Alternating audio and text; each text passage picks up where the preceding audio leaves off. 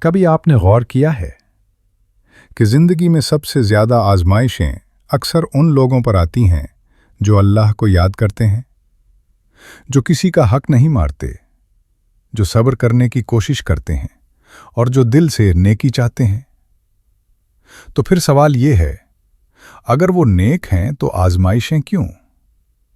اصل بات یہ ہے کہ آزمائش سزا نہیں ہوتی، بلکہ اکثر اللہ کی توجہ ہوتی ہے۔ اللہ جس بندے سے محبت کرتا ہے اسے آزماتا ہے تاکہ اس کے دل کو مضبوط کرے، اس کے درجے بلند کرے اور اس کے اندر چھپی طاقت کو ظاہر کرے۔ ہم اکثر یہ سمجھ لیتے ہیں کہ سکون صرف آسانی میں ہوتا ہے، لیکن حقیقت یہ ہے کہ ایمان کی گہرائی آسانیوں میں نہیں، مشکلات میں ناپی جاتی ہے۔ قرآن ہمیں بتاتا ہے کہ انبیاء علیہم السلام سب سے زیادہ آزمائے گئے۔ اگر آزمائش نیکی کی علامت نہ ہوتی تو اللہ اپنے محبوب بندوں کو اس راہ سے نہ گزارتا۔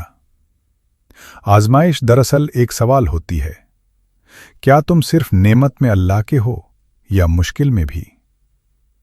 جہاں انسان یا تو ٹوٹ جاتا ہے یا اللہ کے اور قریب ہو جاتا ہے۔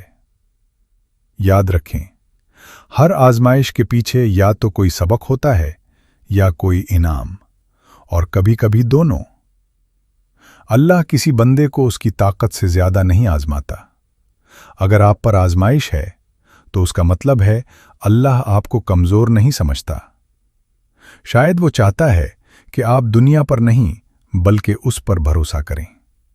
شاید وہ چاہتا ہے کہ آپ کا دل صاف ہو، آپ کی دعا سچی ہو اور آپ کی امید صرف اسی سے جڑی ہو۔ اگر آج آپ آزمائش میں ہیں تو خود کو تنہا نہ سمجھیں۔